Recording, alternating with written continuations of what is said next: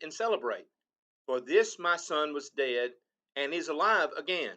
He was lost and is found. And they began to celebrate. Now his older son was in the field, and as he came and drew near to the house, he heard music and dancing. And he called one of the servants and asked what these things meant. And he said to him, your brother has come, and your father has killed the fattened calf, because he has received him back safe and sound. But he was angry and refused to go in. But his father came out and entreated him. But he answered his father, look, these many years I have served you, and I never disobeyed your command.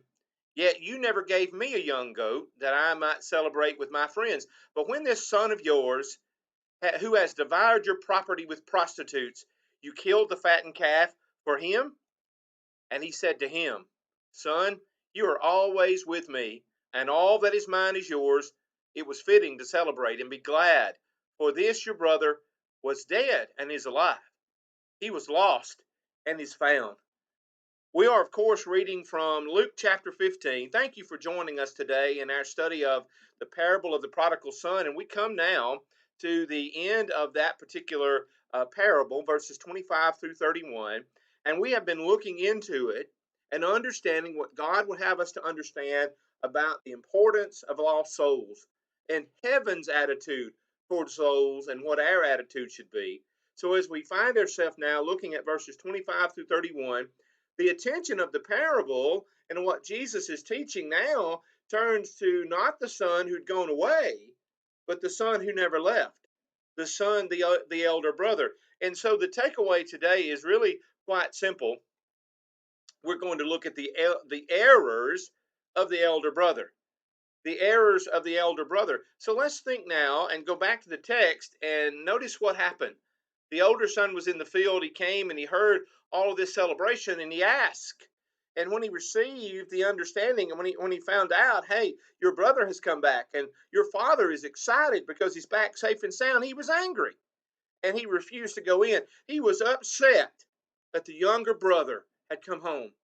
Is it the case that sometimes that those of us upon whom God has uh, been gracious, that we are in the still in the fold, so to speak, and someone sins and someone is out there in the world living rather badly, when they come home, we look down our nose at them and we see others embracing them and crying and they return and we get angry about it? Well, that's what this brother did. But let's keep looking. Let's go a little deeper. And his father came out and entreated him. Now, watch this. Listen to what the elder brother had to say. Look, these many years I have served you. I don't know about you, but do you hear the attitude there? Do you hear the attitude that's not what it should be coming out of that? I've served you. I've never disobeyed your command, yet you never gave me a young goat to celebrate with my friends. Do you hear the selfishness there?